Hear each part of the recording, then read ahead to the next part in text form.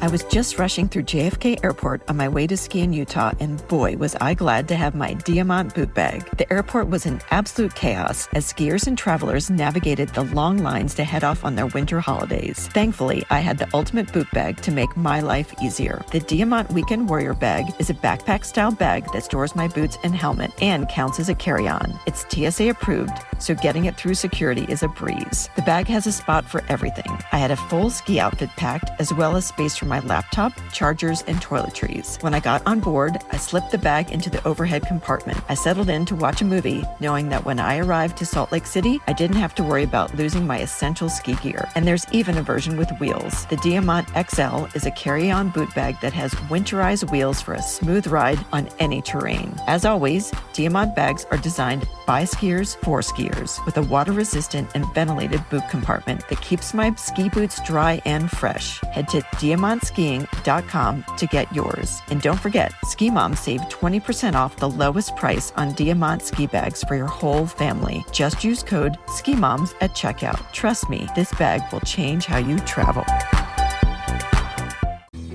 Welcome to Season 4 of the Ski Moms podcast. We're your hosts, Nicole and Sarah. Hey Ski Moms, it's time to elevate your après game with the new Ski Moms Après Ski cocktail book. Packed with delicious recipes, this book has everything you need to mix up cozy winter cocktails and refreshing sips for celebrating after a day on the slopes. From warm spice classics to creative new favorites, there's something for every ski mom. And even a few mocktails, grab your copy now and bring a little extra magic to your next après ski gathering. You can get your copy at theskimoms.co or on Amazon. Cheers to good times and great snow. The Ski Moms are so excited to welcome Dana Kent to the podcast today. Dana spent 2 decades as a ski industry professional, most recently with Vail, and her focus at her last job was on health and safety. Now Dana has pivoted, and she is a professional executive coach and the founder of Dana Kent Coaching. We normally kick things off learning about ski origin stories. So tell us where you learned to ski. Did you love it right away? How did it get started for you? Oh, absolutely. I grew up on a little farm in Jericho, Vermont. And my mom and dad, I'm sure they just pushed me down a hill at the age of 2. That's at least the story that I tell myself. It's romanticized. So I learned how to ski on the farm, but then the first ski area that I actually rode a lift on was at Cochrane's ski area in Richmond, Vermont. And they don't have any chairlifts. They still are the same. It was a T-bar, rope tow, and a little Mighty Mite. And from there, we moved to Pico. And so Pico ski area was the ski area that I really learned how to get better at. But Cochrane's was the first step up from the farm. Well, we love Cochrane's, and we feel like a lot of people we've spoken to have started their ski journey at Cochrane's or at other smaller mountains. So tell us about after that, how did were you ever a racer? Did you do ski programs? I did. So Cochrane's, and they still have the same, they're called lollipop races. And so I got into racing really young. I think part of it was my mom just wanted to have some structure behind us just going up there and having a free for all, which is also fun. So I started racing when I was little. So probably 6 or 7 years old. And I loved racing from that point on. And so then I got into racing when I went to Pico, Pico ski area, and did pretty well there. And there was a point when I was at Pico and entering into the college years that to make a decision on, did I want to become a collegiate racer or not? And then I made the decision that, I love racing and I love that world, but I also valued the connections with my friends that were not racers. So I actually became a coach in my last 2 years at college at University of Vermont. So I was coaching at Pico while I was in college. And that's kind of what really kicked off the work side of my skiing journey, as they say. That is such a great way to transition from racing and keeping it part of your life. I love hearing how you use the skills that you gained and flip them into something that was making you money versus draining your parents of all of their cash. So good job. And it makes us very hopeful as parents as well. Yes. You graduate from UVM, and then what is your next step? Do you go right into the ski industry from there? So when I was at UVM, there were friends that I was racing with, and then one went to college out at University of Colorado in Boulder. And so, of course, we're like, yeah, let's go visit him. And we did a trip out to Utah and skied at, oh my gosh, Alta, Solitude, Brighton. And again, I was like, that's it.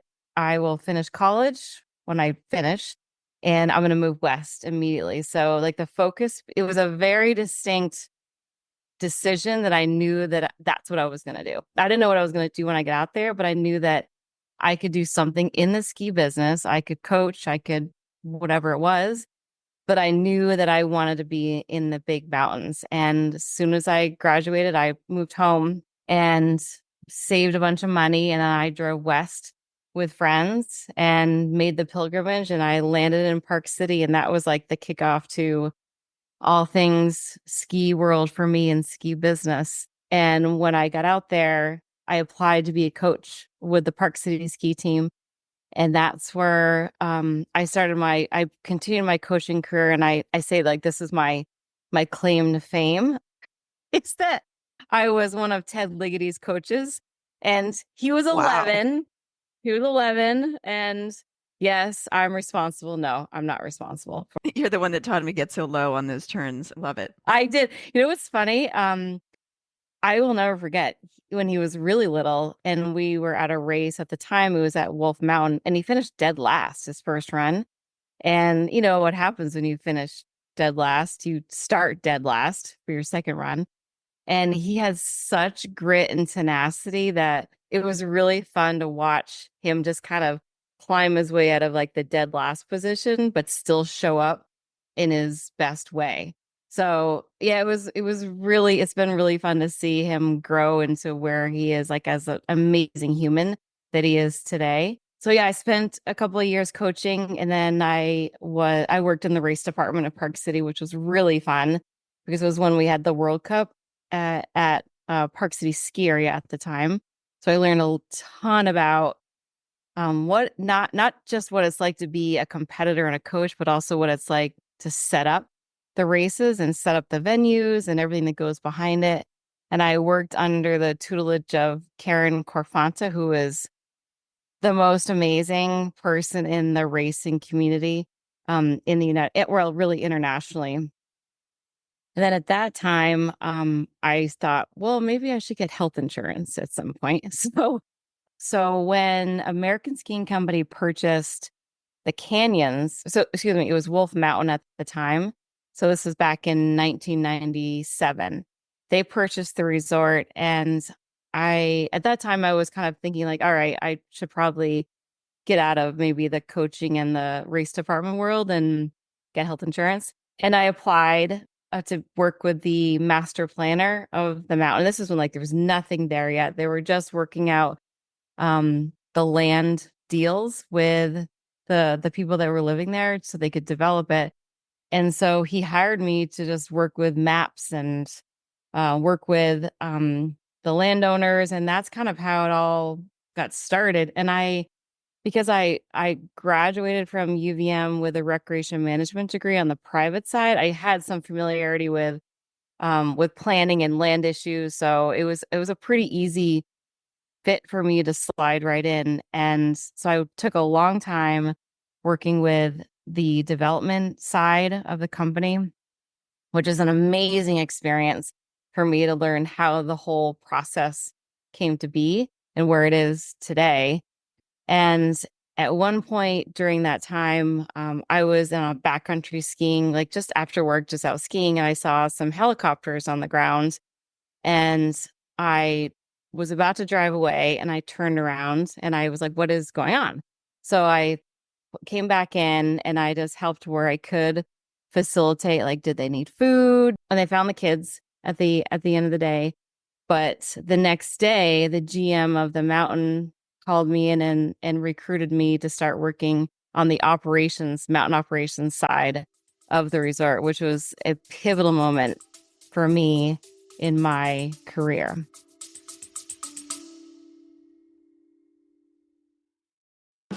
Hey, Ski Moms! We're thrilled to be partnering with Ulster County this year to bring you 4 seasons of family travel inspiration. Nestled in the stunning Hudson Valley of New York State, Ulster County is your go-to destination for outdoor adventure all year long. And when it comes to planning your winter getaway, this spot truly delivers. Let's talk about Bel Air Mountain, a ski resort that has thought of everything, from their expanded base lodge and standalone equipment rental center to the beginner-friendly area on top of the mountain. Yep, you heard that right. Bel Air makes hitting the slopes a breeze for newbies and seasoned pros alike. Looking for thrills? This is home to the only gondola in the Catskills and the longest vertical drop in the region. Oh, and if Mother Nature isn't cooperating, no worries. 96% of the terrain is covered by top-notch snowmaking. Looking for even more winter fun? Rocking Horse Ranch has you covered. Picture this: a beginner ski hill, snow tubing, ice skating, and a winter fun park all in one spot. And if you're feeling adventurous, how about a horseback trail ride through the snowy landscapes? It's like a winter wonderland on horseback. Get all the details and start planning your Ulster County adventure at visitulstercountyny.com. That's visit ULSTER countyny.com.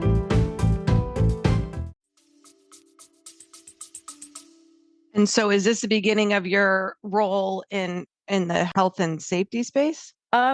Not officially, but it was my first introduction into what it was like to run a mountain. And so that boss of mine, which he became one of my biggest champions and mentors, his name is Scott Pierpont. Little by little, I started to learn what it was like to run a mountain from like dawn till dusk. And so quickly he put me in charge of the mountain dispatch office, which for that resort, all of the communication came through this office. Everything from, ski patrol with injuries to lift mechanics having to open the lifts, everything went through that office. And so that was the best way for me to learn how the operation was running and to do it in a way that was a great product for the guests and the employees. And he was really amazing about putting me into situations that were a little, it's like 4% beyond my skill set to push me a bit, because he knew that I could do it when even I didn't really know that I could do it.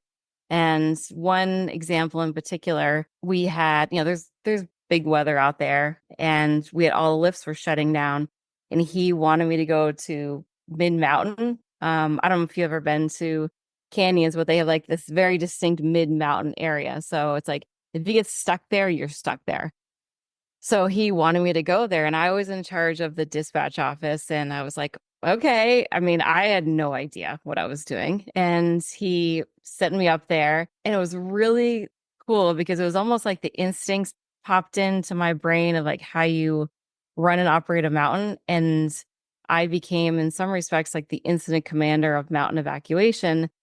And so that's when I started to learn, like, when do you shut a lift down? How do you get the people off the mountain? What does it take to get the people off the mountain?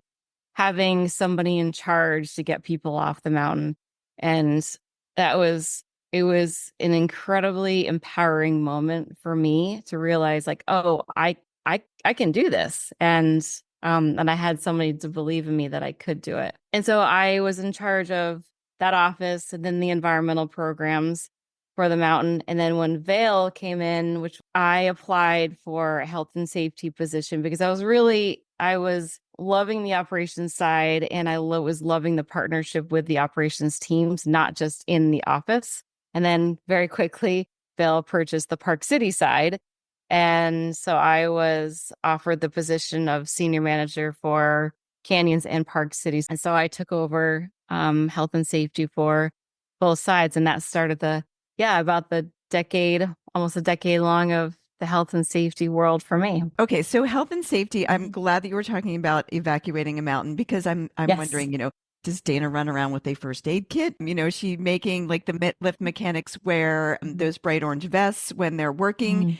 We have a lot of questions because health and safety on a ski mountain can be a matter of life and death. It's not just Band-Aids. So what were, some of your kind of quotidian everyday tasks? And then what were, some of the larger tasks under your job description? We're primarily a huge resource to the operations teams. We're not necessarily the doers. We don't write the policies. We don't write the programs, but we become a massive resource to everybody. And it's interesting because I was going over some of my notes this morning, and I have lived by this mantra, oh gosh, probably since I got into health and safety, that the human to human connection is the most important thing.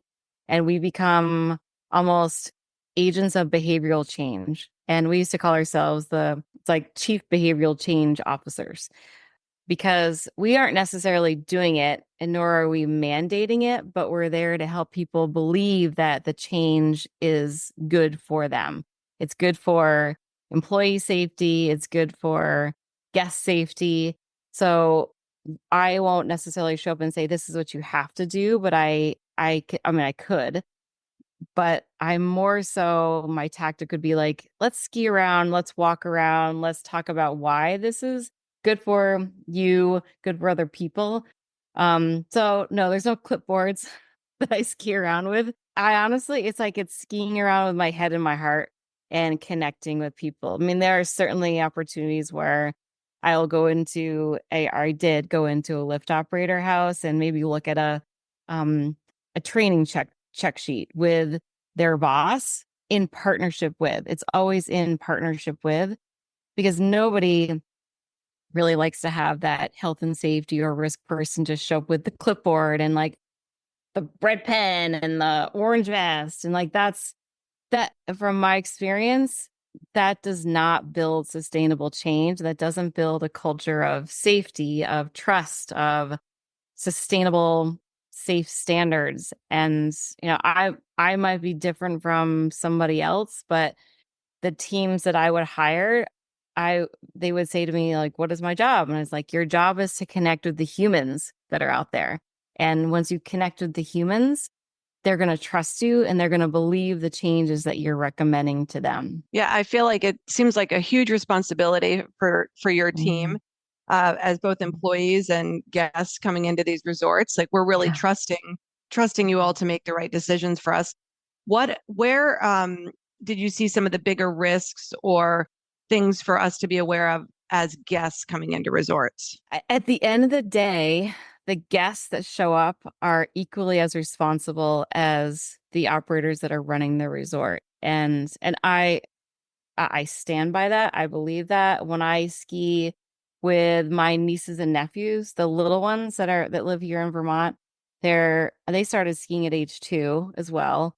And just like my mother taught me the responsibility of showing up on a mountain. It doesn't mean it's Disney World and you just do whatever you want. I show up with my nieces and nephews. It's like I teach them the rules, like put the bar down, this is the slow zone. And yeah, they do hear it. I have my nephew will say to me, Aunt Dana, that yellow sign means that you slow down. And this orange sign of raise your bar here means we don't raise the bar until we get here. So it is really the responsibility of the guests to like be aware of what they're doing. Now, yes, sometimes all logic is checked at the gate when you arrive, certainly. So we, just like employee behavior, we watch guest behavior. Like if we see, particularly on busy days, like those are I think the scariest days for any operator at a mountain, and quite frankly for guests as well, like Saturdays. Saturdays are so busy. You have people that are traveling from somewhere else that maybe aren't as used to what it's like to ski or ride on a mountain. They maybe don't even know what the responsibility code is. And so if we as operators, I'll just put myself back into that world, as if we as operators can continue that human to human connection and be out there and more be an educational arm to guests that are skiing too fast or kids that are in ski groups, teach them like the ways of ski resorts and what the normal or appropriate behavior would be. But it's a lot. And if you think about the ski patrollers that are on the hill, like they have to tend to the medical injuries while also trying to be visible to the guest to slow down or be a resource to, or the lift operators are trying to load chairlifts while watching the maze behind them and then getting the, kids in particular on lifts. it's a lot. And that's why it has to be a shared responsibility between the guests and the operators. 1,000%. I'm just, this is not a visual medium, but Sarah and I are nodding our heads like crazy. And a few things. I think Vail does a better job than many other mountains with signage about family zones, slow zones. And I also love to tell the story. Vail's the only place I've been told to slow down. I took a picture with the guy in the yellow jacket who told me to slow down. I tried to get it on video. I was like, no one's going to believe me that I was told to slow down. But I do, as a mom, I absolutely love that because Sarah and I were at another Vail Resorts, and we don't hold you, Dana, personally responsible, but it was a powder day, and people were skiing definitely as if they'd never seen powder before in their life, and they were going to run out. There was definitely not a safety culture, and we worry that the price of skiing lessons specifically has gone up disproportionately to the amount of new skiers who have come in. So we've done the napkin math, and there's no way that all of these new skiers have taken those lessons to know the code that you were talking about before of who has the right of way, how do you safely get off the lift and on the lift. And as parents, we struggle with that. It's not my job and it's not Sarah's job to yell at somebody else's kids. I'll do it at a small mountain, but at canyons or at Vail or at Park City, I'd be yelling all day and I'd lose my voice. So what are some of the cultural things now that you're out? You can make all the recommendations and right. What you want. What are some of the things that we can do to change this this culture to make sure that parents know the code before they're setting their kids loose? I don't know. What do you think, Dana?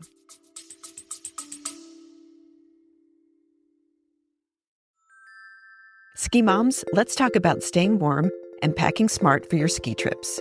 Whether you're hitting the slopes in New Hampshire or Vermont, or heading out for a big trip to the Rockies or Lake Tahoe, Ski Haus has everything you need to gear up for the season. From top-of-the-line ski and snowboard equipment to cozy base layers and insulated outerwear, Ski Haus is your one-stop shop for the whole family. Don't let freezing fingers or soggy socks ruin your trip. Grab essentials like waterproof gloves, moisture-wicking socks, and heated boot liners. And if you're planning a trip, their expert staff can help you pack smarter with space-saving gear and multi-purpose layers that'll keep you comfortable in all conditions. With locations in Massachusetts and New Hampshire, Ski Haus is ready to keep your family warm, stylish, and slope-ready. Stop in today or visit them online at skihaus.com to get prepped for your next adventure. Pick from 3 locations, Woburn and Framingham in Massachusetts, and shop tax-free in Salem, New Hampshire. Check them out at skihaus.com. That's skihaus.com to find your nearest store.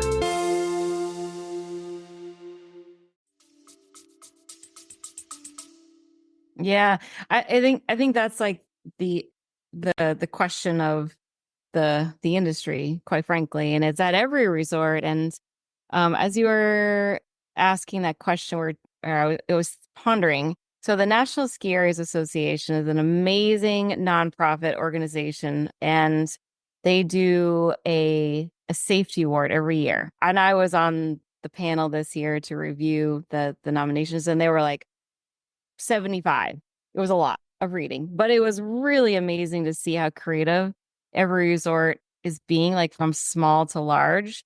Some will have the guests take a quiz before they can actually get their pass, which I am a massive advocate for. I do think that guests should have to review something before they can get their pass. Now, others they're like physically dividing trails. And so you have like the intermediates go one way and the beginners go one way. So there's like infrastructure things that can happen to divide. Also, not easy to do, but it is possible. Really getting, I think, staff out there to communicate with the guests that are on the hill. Certainly lessons are a huge way to get exposure to the responsibility code. But I mean, let's be honest, not everybody can have access to a paid lesson. That's just the reality of it.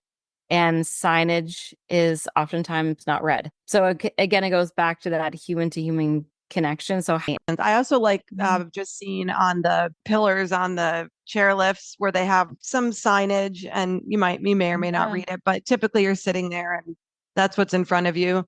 So it sounds like there's some very creative ways to start getting the information out there. Do you have more questions, Nicole, in the safety space? I guess my last question is, how well trained are the lift mechanics? When somebody has to call, saying the lift is down and inoperable, I'm not the one pushing for them to reopen quickly. I'm always thinking like, why do we want them to rush the repair of this lift? And everybody gets all lathered up about getting the lifts reopened quickly. And I'm like, take your time, find the right part for that lift. I'll start with that. You're like the rarity because people are vicious to get lifts reopened, whether it's for avalanche control, to if there's a wind hole, there's a mechanical. I mean, I am on the receiving end. I have been in those phone calls. I've been in the field when the day prior there was an out of bounds avalanche fatality and patrol is trying to do their avalanche mitigation and guests are relentless. And I don't know who raised them, but it is shocking yet not shocking. So I appreciate this question. Yes, they are very well trained. They're depending on the resort, they're usually are different levels of mechanic. And so there's like the basic mechanic that can work on things in, the base area. And then there's the next level of mechanic that can work on, say, like the fixed grip chairlifts, which are less complicated than the detached chairlifts. And then they go up from there and then they become trainers to the next people. And then you have the next layer that's like electricians that work on the electrical side of the lift. So while I can't speak for every ski area in the country, I would say in general, yes, they are very well trained. And that's why it takes so long. So for context, let's think about this. Even with a well-staffed ski resort, the thing happens, whatever the thing is. And so it's going to take probably 5 minutes for that, let's just say like the lift operator is like assessing what's happening. Then they make the phone call. Then the mechanic, unless they're standing right there, it's going to take 5 minutes to get there. Then the mechanic is there. So that's going to take another couple of minutes to be like, okay, what is actually happening? And if it's just a reset, then it's usually going to get restarted pretty quickly. But if they have to do a longer assessment or have somebody else come in, it could take another 5 minutes. So, while 5 and 10 minutes might feel like an hour to a guest, if you think about it, it's actually not that long. But the entire time those mechanics are responding and working, they're always taking into consideration like guests that are on the lift, guests are at the bottom of the lift, my bosses, the other staff while they're working on the lift. So the lift mechanics are the secret sauce of a ski area. And so next time you see a lift mechanic, give them a snack or something because they're out there from 5 o'clock in the morning until the last people get off the hill. They are the true heroes out there. So don't yell at lift mechanics and don't badger them. Okay, so we do want to shift gears. You're the rarity. You came back home to Vermont. What walk us through that. What got you to leave these big mountains and come back to the Green Mountain State? When I I was transferred from Park City to Vail Mountain for 2 years in health and safety, which was amazing. And being originally from Vermont, my father was rapidly declining in health, and my younger brother was the person that was really not necessarily the caregiver, but he was one that was mostly responsible. And he had 3 little kids. And so when Vail purchased the Triple Peaks resorts, which was Okemo, Crested Butte, and Sunapee, I was pondering like, oh, maybe I should think about making the move. And so I transferred, and it was almost not a year, but it was July when I woke up one morning and Vail announced they purchased all the Peak resorts, which was 17 additional resorts. And so I shifted the health and safety director for the East, and that included the Midwest, Mid-Atlantic, and then the Northeast. And then they subsequently split the region because it was so big. And then COVID hit.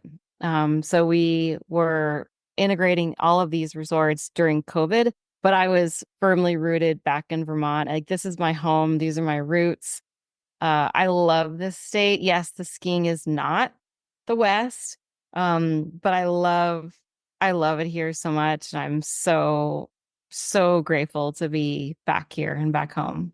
When did you pivot your career from skiing and ski resort industry into executive coaching? COVID was like everybody. It was a huge hit on particularly those in the health and safety field, because our role was creating programs around keeping the employees safe and keeping the guests safe and getting the resorts open. I'm sure like everybody that was impacted, I think, has probably suffered some sort of trauma from it.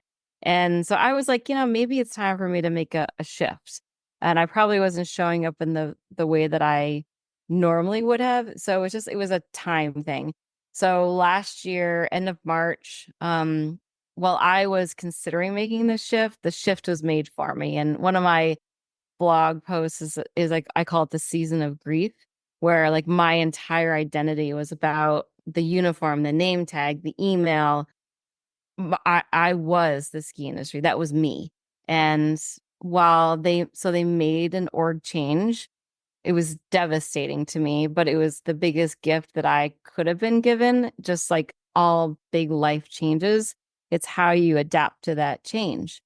And so I was already, through the support of my coach, who is an amazing person, Carol Fabrizio, I was already down the path of getting my professional coaching certification. So it was a little bit serendipitous that it happened anyways. And so as I was transitioning out of the company and getting my coaching certificate, I was also realized that I didn't necessarily have somebody then, as a woman in the industry, to really tell me that I could do something or pick me back up when things were hard. And while I really only suffered maybe, gender bias at the end of my career there, I only had a few times where I felt like I couldn't do something. There is something that operators in the business that is the worst for us as women, is crying. It is every woman that I talk to or interview for, whether it's for stories or blog posts, there are these moments of like, I got so mad that I cried at work, and we hate it. We don't like it, but it's part of who we are. And I say, go ahead, angry cry. So I remember 2 moments where I cried at work because of a male colleague. And so I started to see this need, reflecting upon my own experiences, that women in the industry needed support because it is so male dominated. And as I was interviewing more and more patrollers, particularly patrollers in Europe, one patroller in particular, she's a filmmaker. I said, how can we make change for women in this industry? And she said, tell our story. And that's what you're doing. And so that's what I'm doing. And that's why I love what I do now. Ooh, I feel like that's what we're doing too. Yes, you guys are. I love it so much. And believe me, there's men all the time where I'm like, oh God, that's such an interesting job. But we hear your voices all the time. So that's why Sarah and I are so committed to only female voices. And you don't have to have kids. We quickly changed that rule. But I mean, I can remember just a couple times where I cried at work through my career. Why is that? And how do we deal with it? Well, it's funny you say that. I've interviewed so many ski patrollers for stories, and as I'm building more stories, and there was one woman in particular, she's a patroller out in Utah, also a dog handler, so avalanche dog handler. We were talking about the crying thing, and it really is it's a thing. Like, you'll find, I've talked to so many women in the field that have come off avalanche control routes, and then they pull me aside and they're crying. And so this patroller and I were talking about this. It's almost like we're sensitive bad bitches, where we are women. We have different emotions, and that is okay. And guess what? the ways that we get through difficult moments. I'm thinking about Brene Brown because she talked about this one time, is that we yell, we scream, we cry. So if we don't do one of these things, exercise, whatever it might be, we're going to be stuck here. You're not going to be able to ski down something. So there has to be a way for you to release that emotion. So cry, angry cry, do whatever you got to do, because we can cry, but yet still throw bombs. We can still run a route. We can still ski down that knife edge. We can still climb a lift tower. We can, all of these things, because the mountain doesn't care. The lift towers don't care. The avalanche dogs don't care. So cry, be a sensitive bad bitch. That's my speech for the day.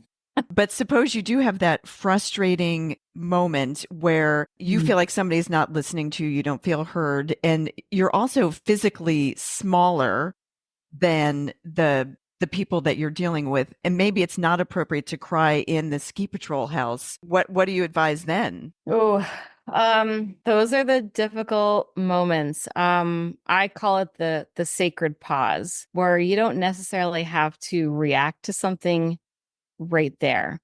You can pause. I'm reading a really amazing book. It's called The Power of Regret. It's like there's the regret of inaction, there's the regret of action, there's the regret of so many things. And something that I have taken from it, which is like something happens, you can't change the past.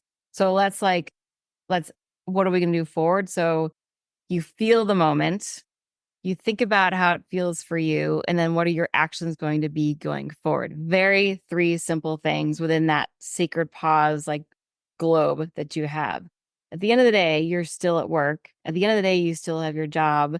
And every woman that I have talked to is that they have said, like, they don't want it easier. They want it as physically and mentally challenging as that's why they love it. They love the hustle. They love the physical challenges. And we have the ability to just pause and then we can react. That would be my little off the cuff coaching advice for people. On your coaching, who can benefit from working with you? Are you is it best at the beginning of your career? Is it kind of best at mid-career? Are you focused on people in the outdoor industry? Tell us about who you're connecting with and how you're helping. Anybody within the industry, and whether it's the beginning of their career and they want to get into it. So the other thing that I do is I'll mentor women as well, because I've had to make speeches in front of general counsel. I've had to testify in court. I've had to prepare PowerPoint after PowerPoint after PowerPoint. And so I not only want to help people at any stage of their career kind of find out what's inside of them, like where do they want to be? Where do they want to be in 1 year, 5 year, 10 years? But also, how can we get them there? Whether it's like preparing for a meeting with the executive committee or their bosses, or maybe it's just they are in their own head and they don't know how to show up the next day. And it's really removing the blocks that they have personally. So it could be, I just don't think that I'm enough, because that came from when I was in second grade and Bobby told me that I wasn't enough. Or it could be that I have been turned down for a job 5 times and like, what am I doing wrong? So it's like, what's the energy that they're showing up as an applicant, as an employee? How do they want to show up and how do they want to change? So it can be anybody within the industry. And you're focused on the outdoor industry. Do you work with people who are outside of the ski industry, maybe working in like public land use, or I don't, that could be in outdoor recreation in other ways? Absolutely. I am working here on behalf of women. And if there's a woman that happens to be in the banking industry, I mean, I go towards the outdoor industry because that was my experience, but I think any woman in any industry needs a voice. And if I can help them rise up a little bit and kind of untap that intuition that they're feeling with inside of themselves, then I will help them. And in one of my posts, I wrote about bold regrets. And sometimes people will go through life like this is what they thought that they should do. And, I built my entire career on a highway built of bricks of shoulds. Like I just did. And if we can help women from the beginning or anywhere in between, be like, you know what? Forget the shoulds. What are the wants? I want to do this. I want to get out and be a patroller. I want to get out and work in public lands. I want to be a river guide. And if I can help any woman remove those blocks, I am 100% all in. And what does it look like when someone's deciding, I need this? This sounds great. I need your help. Are we meeting once a week over Zoom? For how long? Just walk us through that a little. It's really up to them. I have a couple different packages I can do. I'll do anything. I mean, I'm not like married to one particular package because everybody is different. I have clients that are on the Grand Canyon for 2 weeks at a time. And so sometimes it's like prepping them to go on the river because that is like a whole nother culture, is the river guide culture. And they're out there in the middle of nowhere and they don't have any outside resources. So talking to a client before they go on the river and then after they get off. So it could be like once every 2 weeks for 6 months. It can be once a month. It could be as needed. I generally like to lump it into a 6-month period because if they go too long, then the work just that they do necessarily is not impactful. I also have a general rule that I'm available at any time, which is probably a mistake. But when you come out of ski area operations, you are available 24/7. So it's just who I am. I don't think I could change that part of me. I just want to be available to my clients at any time because I know what it's like to be in the middle of a bit of a emotional and professional crisis, and you want to have somebody on the other line to just be like, I just need you to talk me down off of the ledge. I love that you were mentioning the emotional part of it because there is no career and work life devoid of emotion, or I don't think there should be because you're really not getting the most of it. And learning how to use, I kind of some of our greatest gifts as a female is, the fact that we have these deep connections with other people and other humans, and we do have like a huge emotional expanse, and learning how to tap into those to move us, propel us forward, or get us out of something is really important. Let's talk a minute about investing in your career this way as a woman, because I wouldn't think twice about hiring a personal trainer to take my fitness to the next level. Why should we be investing in ourselves by hiring a coach like you? I think you nailed it right there. Where we don't hesitate to spend money on our physical selves in general, but yet we try. I mean, I am a perfect example. I spent 26 years in the business, and I wouldn't change anything, but along the way, there were things that were pushing me to be like, do you want to do this? Do you want to do this? I got my master's in environmental law along the way. And there were always things that were kind of knocking at my door, my subconscious, but I didn't think that I had a way of making the change. And when I hired my coach, in one sentence, she unlocked a whole different world of possibilities for me. And she came from the same company that I did. So she knew like how the sausage was made inside the company. She knew me. And she said, you are not the ski industry, and the ski industry does not define you. And by that one sentence, that I would have paid like $1 million to have that same feeling back and be like, oh my God, you're right. And I cried the cry.